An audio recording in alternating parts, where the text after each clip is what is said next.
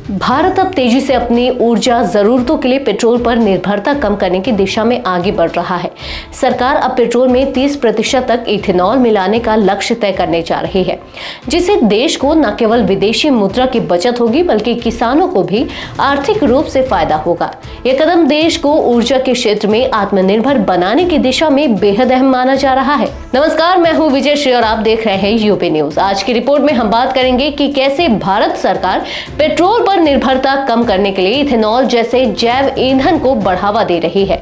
किस तरह 2030 तक पेट्रोल में 30% इथेनॉल मिलाने का लक्ष्य तय किया गया है और इससे देश को आर्थिक लाभ के साथ साथ किसानों को भी बड़ा फायदा हो रहा है।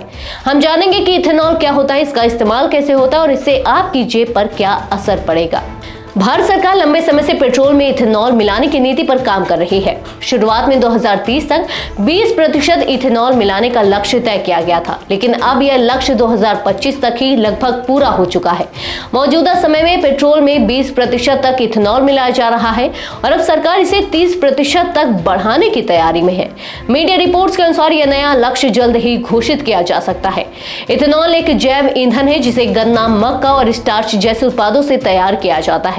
इस ईंधन को पेट्रोल में मिलाने से न सिर्फ पर्यावरण को फायदा होता है बल्कि कच्चे तेल के आयात पर भी निर्भरता घटती है।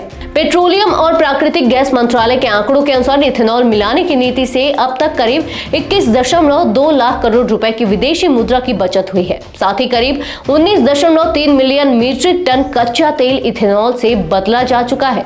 इस पूरी प्रक्रिया में किसानों को भी बड़ा फायदा हुआ है। Indian sugar and bio energy manufacturers association यानी कि ISME के अनुसार बीते 10 वर्षों में किसानों को इथेनॉल सप्लाई के बदले लगभग 21.04 लाख करोड़ रुपए का भुगतान किया गया है।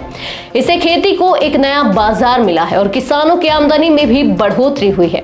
ISME के डायरेक्टर दीपक बल्लानी के मुताबिक 2023 व 24 में औसतन 14.6% इथेनॉल पेट्रोल में मिलाया गया था, जो 2024 तक 20% हो गया। उन्होंने बताया कि चीनी से बनने वाले इथेनॉल की मात्रा इस साल 3.5 मिलियन टन तक पहुंच सकती है, जबकि पहले यह 2.1 मिलियन टन थी।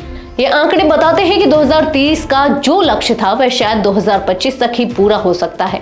अब बात करते हैं इथेनॉल मिलाकर बनने वाले E20 फ्यूल की कीमत की। मान लीजिए मुंबई में पेट्रोल 96 रुपए प्रति लीटर है, तो E20 फ्यूल की कीमत करीब 87.80 रुपए होगी। इसमें 80% पेट्रोल 76.80 रुपए और 20% इथेनॉल 11 रुपए होगा, यानी 1 लीटर में लगभग 8 रुपए की बचत होगी। यदि E30 या उससे अधिक मिश्रण वाला फ्यूल आएगा तो बचत 12 रुपए प्रति लीटर तक भी पहुंच सकती है।